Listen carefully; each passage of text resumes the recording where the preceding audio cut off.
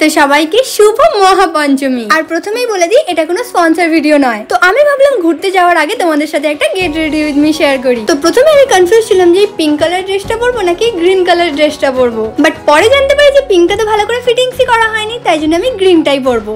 আর এই সময় বারবার পুচকি আমার রুমে ঢুকে যাচ্ছিল। তো চলো ঝটপট ড্রেসটা চেঞ্জ করে নি, এরপর মেকআপও তো করতে হবে না। তো প্রথমেই মুখে ময়শ্চারাইজার মেখে নিয়েছিলাম, এরপর দেওয়ালে রং করার আগে যেমন প্রাইমার লাগাতে হয় সেরকম আমি আমার মুখেও প্রাইমার লাগিয়ে নিলাম। আর সত্যি বলবো এটা গ্লোটা না আমার ভীষণ ভালো লাগে। এরপর ভুলভাল শেডের ফাউন্ডেশন কেনার জন্য দুটো ফাউন্ডেশনকে মিক্স করে নিজে শেডটা বানিয়ে নেবো। সো ফাউন্ডেশন মেখে আমি সাদা ভূত হয়ে গেছি, এবার পালা আই মেকআপে। আর এরপর আমি আমার গালটাকে পুরো টমেটোর মতো লাল করে ফেলবো। এরপর লিপস্টিক ইউজ করবো, যেটার জন্য আমাকে প্রায় 4টে লিপস্টিক একসাথে ইউজ করতে হতো, বাট আজকে আমি দুটোতেই কাজ চালিয়ে নিয়েছি। ফাইনালি 15টা টিপের পাতা হারানোর পর অভিজিৎ আমাকে একসাথে এতগুলো টিপের পাতা এনে দিয়েছে। সো চুলটাকে সুন্দর করে বেঁধে টিপটা পরে আমি এখন রেডি। আরে দাঁড়াও, এখনো কানের পরা হয়নি। সত্যি বলতে কানেরটা আমার আগে থেকেই সিলেক্ট ছিল, জাস্ট তোমাদেরকে দেখানোর জন্য দুটো কানেরকে নিয়ে এইভাবে দেখছিলাম। সো ফাইনালি আমি কানেরটা পরে নিয়েছি।